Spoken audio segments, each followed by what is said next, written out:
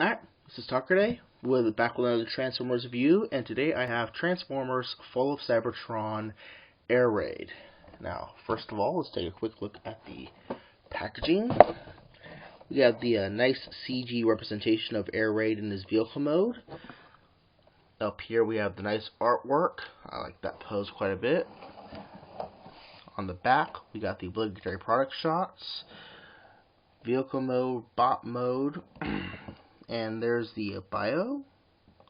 We got the tech spec on the bottom, and on the very bottom of the packaging, we have the cross cells. Kickback, not a great figure. Starscream, very good figure. So, onto the figure itself. And as you can see, Airraid is pretty much a repaint, remold of Fall of Cybertron Shockwave. Now, my Shockwave, I've done quite a bit of a paint add to him, but, you know, it's the same figure, different head, different chest, different weapon. So, now, articulation-wise, he's got a swivel neck, he's got a 360-degree swivel on his shoulder, an in and out joint.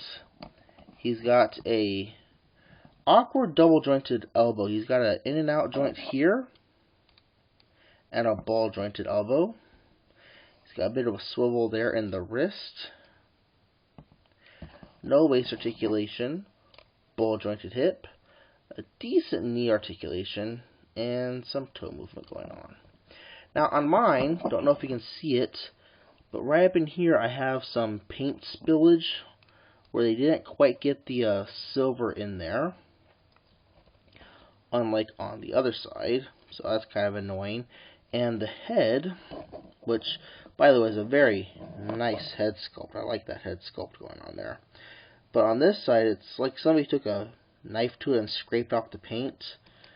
And over here, it's fine. And there's like a bit of mold flash there, and then it's not there. So, yeah. As you can see, the Autobot signal is, right side up here, and it's got the weird shaped chest and this peg here on the bottom of the chest. So it's kind of awkward, but you'll see why it's there when I transform him to vehicle mode. Now, his accessories, he's got this nice looking, it's a He-Man sword. And one thing I'm kind of worried about is all clear plastic, and, weight-bearing joints that are made of clear plastic tend to fall apart after a while, but there's really no weight-bearing aspect on this, and it splits in half like that, which is really cool. His other weapon, which is kind of like this cannon with machine gun barrels on either side going on, that can mount on his arm the same way the cannon can with Shockwave, and you got this nice big long sword. And if you saw it on the packaging, you can see that you can peg them together to make this even bigger. Well, not even bigger, but this triple bladed sword, which is pretty cool. My really only complaint is this weapon right here, because even though there's a hole in his back, there's really no place to store the sword, which is kind of annoying. But let's go and get another comparison shot in here. Here he is with Wavemate Starscream, and as you can see, they're pretty much the same height. Airraid might be a little bit taller at the head, and Starscream might be a little bit taller at the shoulder vents, but same height. And a little bit older generation figure. This is Generations Drift, and as you can see, Drift is a lot bulkier, noticeably taller, and this does kind of suck that we're figures are getting smaller, So, on to transformation. You're gonna fold both wrists in like that. You're gonna disconnect the shoulders away from the torso. You're gonna flip the whole chest back, and as you flip it back, you want to close the head in, push the head in, fold it all the way over. Then take this part, peg it in here, and fold the blade under. And after you do that, you want to close the legs together, like that. And then I come back here, and as you fold the shoulders in, make sure the top of the shoulders are facing down. And then this tab here is going to go into this slot here. It's kind of going to fight you a little bit. I'm not sure if mine's just not working very well. Oh, and make sure you face the arms together like this, because those are going to connect together also. And it's kind of something you need to do all at the same time almost. There we go. Now this is the awkward part. You need to kind of adjust this hinge here so that when you line it all up, it kind of pegs together. Let's see here. There we go. Okay. Now one thing I think is funny is that this part right here is molded to represent the top of Shockwave's head, but this part is not shaped anything like Airraid's head. So, and don't forget to take this part and spin that around like so. Now, big annoyance here is now the Autobot insignia is upside down. So either you're kind of stuck that way, or he has to fly like this, which is kind of annoying. I wish they would have had some way in there to like pop this out and flip it over, but then this would have been stuck in the bottom somehow.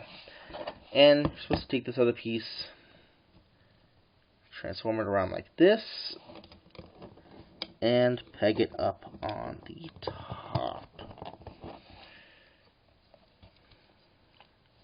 So I'm going to jump cut this and bring in Shockwave in vehicle mode. Okay, so we're back, and let's do a comparison shot with the two. Now, as you can see, they really are the same vehicle, heavy, you know, flying cannon of doom. Now, one thing I think is kind of annoying is, yeah, I'll admit, the gold on my Shockwave I added, but there's this pink in the barrel that you don't have over here on this one. So that's, you know, kind of silly that they didn't have that on there. Yeah, I painted this one up quite a bit, quite a bit. And one thing you'll notice is the Autobot insignia is now upside down. So that means he really should fly more like this. Yeah, that's why I wish there was a little joint in there to flip the chest over. Another thing is with that blade on the bottom there, he won't sit flat. So if you just go ahead and flip down those front toe bits, then, you know, he's good to go. Now, let's bring in a Generations Blur, which is the same mold as the white guy from earlier called Drift.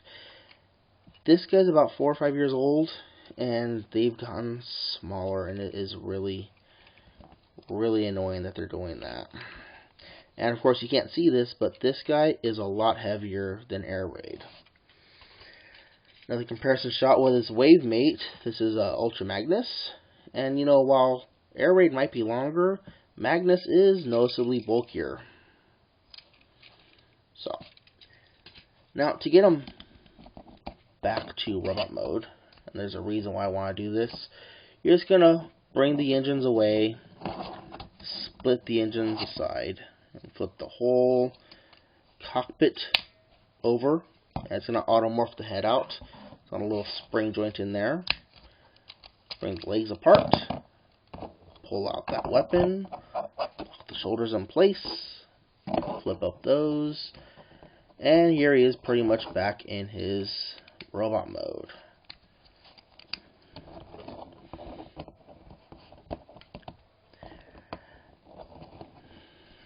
Now let me get this piece real quick.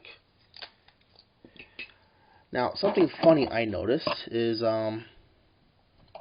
those weapons, you know, you can disconnect that big sword off, and you can hold it separately on his own, or, what I like to do, is you take Shockwave's weapon, and you keep his arms closed in like this, and just like Airraid's weapon can plug on, you can get Shockwave's weapon to plug on.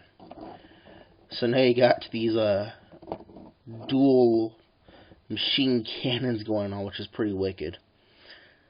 So yeah, this is a great figure. Even if you have the original Shockwave, I'd pick this guy up too. Really my only complaint is that the head should have been on a ball joint so you can look up and down better.